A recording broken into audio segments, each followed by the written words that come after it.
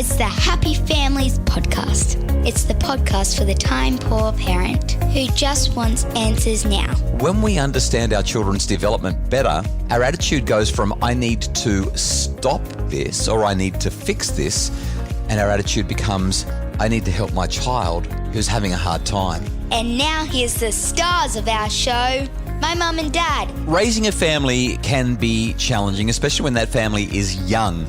I had a conversation in the last couple of weeks with an ABC radio presenter. I won't mention that presenter's name, but that presenter, he or she, was getting a little bit frustrated because at a recent barbecue, a relative was talking to a toddler and saying, do you think it's time to go now? Would you like to go? And this presenter just felt like the toddler was ruling the roost, like the toddler was in charge. And when the parent said, no, I think we need to go now, toddler lost the plot. Presenter's like, come on, what is going on with kids? How are we letting this happen? We're cotton wooling them, we're spoon feeding them, we're bubble wrapping them.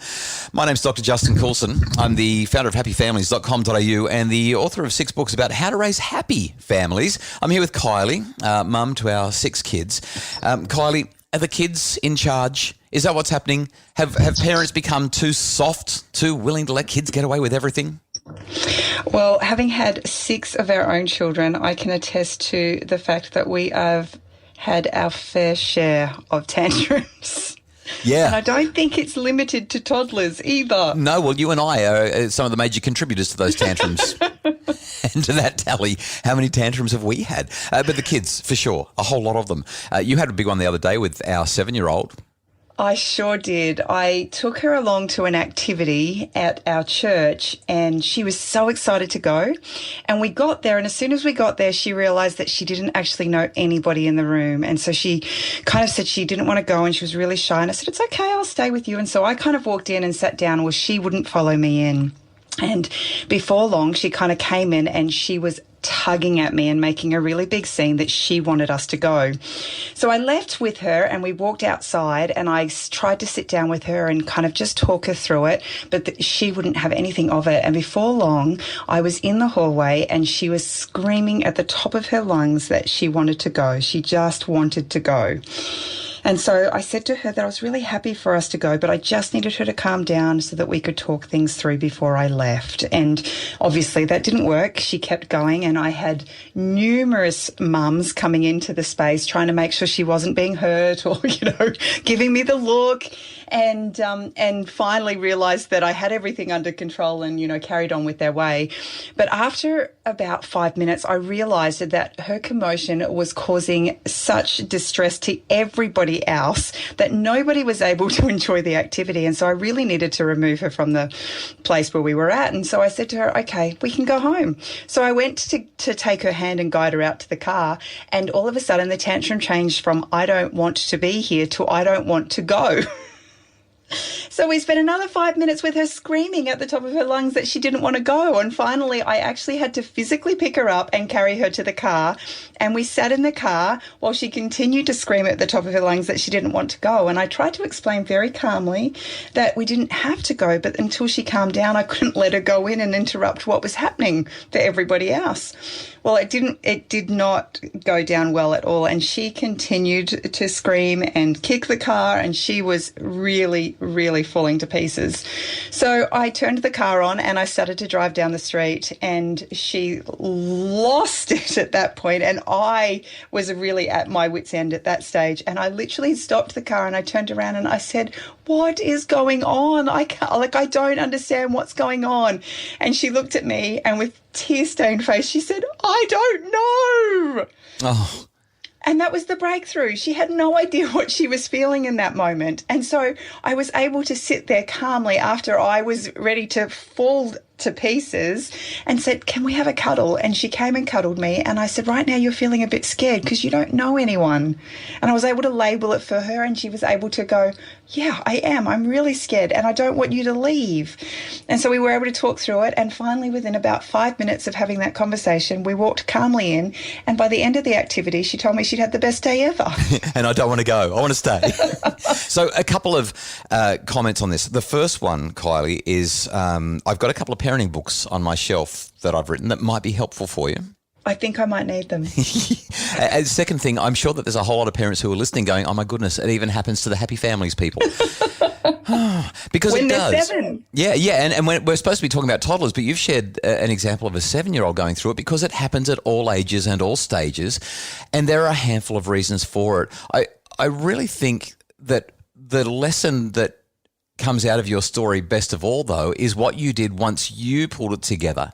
As you stepped out of trying to fix it or trying to make her calm down. I mean, you and I, we've talked about this so many times. The last thing you say to a cranky child is, would you just calm down? Not going to work. But when you sat in the car with her and said, you're having the worst time ever, you're having such a horrible day, once you started to label what she was experiencing, you got a really different result. That's when she started to feel understood. That's when you managed to have the breakthrough. That's when she also realized that she didn't know why she was so upset. She was just upset. Why this stuff happens is really important. And as I spoke to this radio presenter, the conversation was essentially when we understand our children's development better, our attitude goes from I need to stop this or I need to fix this, and our attitude becomes I need to help my child who's having a hard time. Because our kids don't actually choose to be like this. This is kind of what happens to them because they haven't yet learned how to regulate. In fact, there are a couple of real reasons that they have these big tantrums. The first is that they just don't know how to control their emotions at all. And they learn this bit by bit. It's not until they're about 8 or 9 that they start to get a really good handle on controlling their emotions. That's hard to remember when you're dealing with a 7-year-old who seems like they've got it together most of the time and then they lose it like you were describing. And normally they'll lose it because they're hungry or they're angry or they're lonely or they're tired or they're stressed. The second thing that happens is once you lose control of your emotions, your behaviours go out the window as well. And that's obviously what you're experiencing, Kylie. And this, again, is developmentally appropriate. Our kids on a continuum start to learn to regulate their behaviours from around about 2 or 3, but they don't really get good at it until they're, 28. I mean, Kylie, how are you going with the no chocolate thing? Don't bring that up. How's the behaviour regulation going around chocolate? Or for so many of us, turning off Netflix and going to bed on time.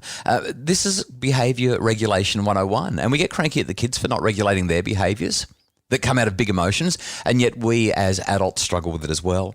The next thing is she couldn't tell you what was going wrong because her brain had gone what some psychologists call full limbic, and that basically means the thinking part of the brain is switched off. It's only the feeling part, the midbrain, that's full of blood and full of hormones and neurotransmitters going bananas, and that's why she's like that. And she can't find the words. She doesn't know what to say. So you've got all of that sort of stuff going on, and this is why they have these big tantrums. Now, knowing all of that doesn't mean that you can now stop the tantrum, but it helps to change your mindset and see that they just aren't quite there. After the break, Kylie, let's talk about what we can do, why what you did ultimately did work, and how we can help our kids to have them less and to have less distress while the tantrums are occurring. It's the Happy Families Podcast. Imagine a home where discipline got results without anyone having to feel bad or in trouble. The Do's and Don'ts of Discipline is a webinar to help parents set limits with love, compassion and humanity. Find it now at happyfamilies.com.au/shop. It's the Happy Families Podcast, the podcast for the time-poor parent who just wants answers now and toddler tantrums. Yeah, so Kylie, you've been doing a bit of research. Now, I've done webinars and written books about all this sort of stuff, but as a mum who's gone through it, not so much with a toddler, but with a 7-year-old who sometimes acts like one, you did a little bit of fossicking around. You've actually done some homework for this podcast. So I'm curious, what did you find that can help us to know what we can do when our little ones are having some big feelings? I guess one of the very first things we need to consider when our children are having a meltdown is just making sure that everyone is safe. Sometimes our children's tantrums are verbal. Sometimes they're very physical, and our kids, start lashing out and kicking and screaming. And so we just need to make sure that they're safe and that the people around them are safe. And sometimes that will mean that in the middle of a tantrum, we might just have to move them, like I did with Emily, to take her to a place that was a little bit more appropriate for her to scream at the top of her lungs. But I think that it's really important, as much as we can, that we stay calm.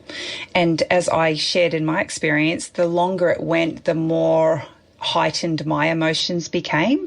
especially when you're in public. It's a lot harder to kind of keep it all in check because you're concerned about what other people are thinking and trying to kind of navigate that whole space in a very public setting. Yeah, so there's a couple of things that I want to jump in on here, Kylie, as you talk about that. You found a good website, obviously, or you read a good book to give you some of those ideas. But let's remember, high emotions, low intelligence. So our children become emotional, which means that they stop thinking clearly. Emotions are contagious. And what happens with us as parents is we say, calm down, calm down, calm down, calm down. And we can feel ourselves building and building and building. We're catching the energy of their emotion. We're catching the horribleness of it as well. We're uncomfortable with the fact that they're uncomfortable. We're uncomfortable that we're being judged. And finally, we get to a point where we're like, I'm going to snap. And then we snap. And next thing you know, we're acting like a toddler ourselves. We're getting really upset. And even in your story with our Emily, you indicated a couple of things where you kind of just didn't behave at your very best either, probably because of the pressure and the fact that you've got a child doing that. Once that happens, your emotions have skyrocketed, which means that your intelligence drops, which makes it so much harder for you to get it together as well. So this advice to just help them to not be in a space where they're going to infect everybody else, including you, with the chaos, and you can step into a nice quiet spot and say, hey, I'm here, let's figure this out together. That makes a huge difference. What else did you come up with?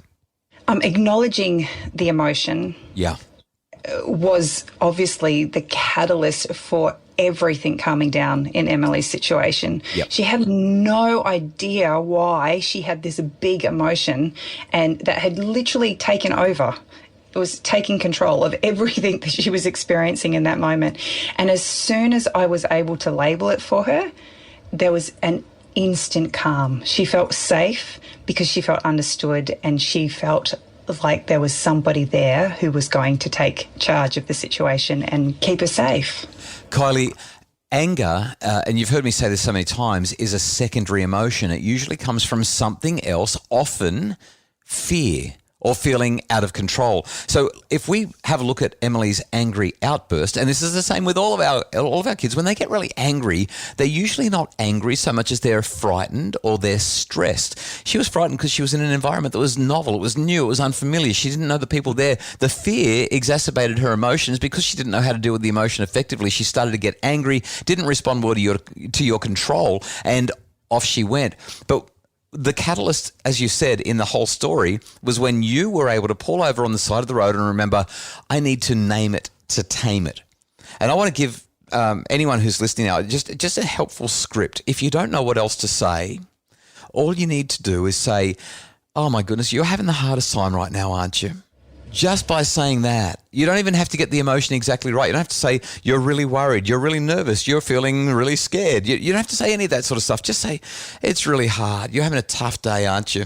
Just by saying that, it helps your child see that you can understand that they're struggling. And therefore, high emotions, low intelligence, it starts to bring their emotions down, which means that they can start to actually talk to you. They're not going to do it straight away. It's like this train going through a tunnel. You've got to wait for the train to come out the other side. And that's when you can have the conversation. The emotion is like going through that tunnel. It will subside. Don't try to fix it. Just say, it's really hard for you right now. You're really upset, aren't you? Let's have a hug. We'll figure it out once we're all feeling better. And usually within, as you saw, Kylie, within a minute or two, if we can take that approach, that's the circuit breaker. Generally speaking with Emily, it really is just a hug. She can be having the biggest meltdown, but as soon as I reach for her, she will fall into me and just soften so quickly. But on that particular day, she didn't want me to touch her. She didn't want me to be near her. And it was really hard to remember compassion. As you were talking and sharing what you were sharing, I wrote it on my pad in big bold letters, compassion. When our children are having tantrums and they're falling to pieces, so often we take it as a personal attack. It's a personal attack at us. Yeah. But it's actually not. It's got nothing to do with us. In that moment, it's their emotional overwhelm with what's going on in their world. And if we can find a place of compassion, then 9 times out of 10, this is going to all blow over way quicker. Yeah. So there in this podcast are a whole list of reasons why our children are having these big emotions, how we can help them to have them less or experience less distress, and therefore how we can cope. And it really is, as you said, Kylie, it's about having that compassionate, helping approach. When I spoke to that radio announcer last week, the main thing that I emphasized was, let's get past this agenda that we have that kids shouldn't rule the roost, or that we need to boss them around or make them do what we want them to do. Let's instead tap into the emotional world that they're experiencing, let them know that we get it, and then work on solutions together, even with little kids, even with toddlers. When we say, hey, kiddo, it's time to go, and they start to lose the plot, we can say, oh, you just wish you could stay. Wouldn't it be amazing if we could stay here all night and have fun all day long? I wish we could too. Come and give me a great big hug. Now let's go and say goodbye to Grandpa. Let's go say goodbye to Grandma. And you walk around the room and say, all right, how many more people to say goodbye to? And then off we go. Give yourself the time and the space and show the compassion. It makes all the difference in the world. The Happy Families podcast is produced by Justin Rulon from Bridge Media. Craig Bruce is our executive producer. We so much appreciate you being part of what we're doing in the podcast. We hope that it's helping your family to be happier. If it is, can you please jump onto Apple Podcasts and leave us a rating and review? We're so grateful for the 500 odd reviews that have come through, 5 stars, with people saying what a difference it's made. We're grateful that we've been able to make that difference. Please let us know, and please let other people know so that they can have the same thing happen in their homes. A quick note before we fully wrap up, the Bringing Up Boys Summit. It's just over a week away now. If you've got kids, boys between 8 and 18, and you want to know how to navigate the challenges that raising them from boys to men bring into our lives, please visit happyfamilies.com.au for all the info.